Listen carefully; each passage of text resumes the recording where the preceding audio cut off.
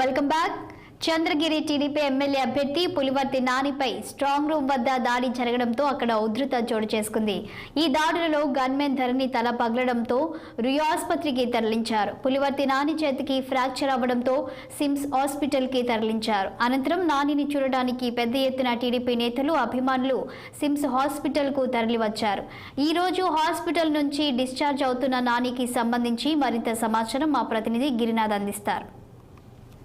ఏదైతే నిన్న పులివర్తి నాని పైన ఏదైతే మహిళా యూనివర్సిటీలో చేసిన దాడి అనంతరం కూడా సరే ఆయన సిమ్స్ హాస్పిటల్కి తరలించారు. ఇక్కడ ఆయన చికిత్స అందించే పరిస్థితి అయితే కూడా ఉంది. నిన్నటి నుంచి కూడా సరే ఏదైతే గలాటికి సంబంధించి ఏదైతే అభిమానులు ఆయన చూడడానికి కూడా పెద్ద ఎత్తున సిమ్స్ హాస్పిటల్ తరలి వస్తున్న పరిస్థితి అయితే ఉంది.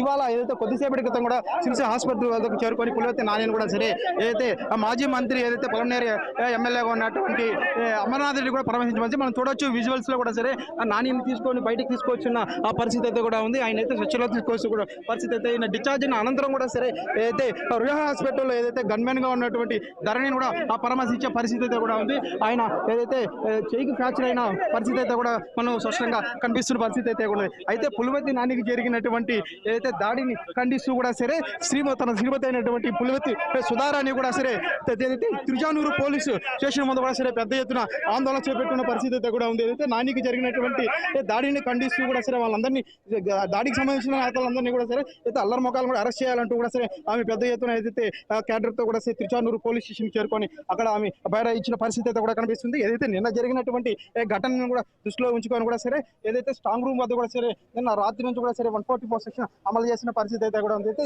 ఈ విషయాన్ని టీడీపీ నాయకులు కూడా ఖండిస్తూ జిల్లా వ్యాప్తంగా కాదు రాష్ట్ర వ్యాప్తంగా కూడా సరే అయితే ప్రతి దాడులు చేస్తున్న పరిస్థితి అయితే ఇంత మంచి పద్ధతి కాదంటూ కూడా సరే అటు టీడీపీ నేతలు ఆరోపిస్తున్న పరిస్థితి అయితే కూడా ఉంది. మొత్తం మీద ఓవరాల్ గా చూసుకుంటే ఏదైతే ఎలక్షన్ అనంతరం కూడా సరే ప్రతి దాడులు కొనసాగిస్తున్న పరిస్థితి ఏమి చర్య కూడా చెప్తున్న పరిస్థితి అయితే కూడా ఉంది. కేవలం కన్ను పేపర్తో వెళ్లాల్సినటువంటి నాయకులు లోపలికి ఏదో గొడ్డలు మారాలతో బీరుపడతో ఎలా వెళ్తారంటూ కూడా సరే టీడీపీ నేతలు ఆరోపిస్తున్న పరిస్థితి అయితే కూడా మనం చూడొచ్చు. సిమ్స్ ఆసుపత్రి వద్ద భారీ స్థాయిలో కూడా సరే టీడీపీ నేతలు, కార్యకర్తలు కూడా చేరుకునే పరిస్థితి ఉంది.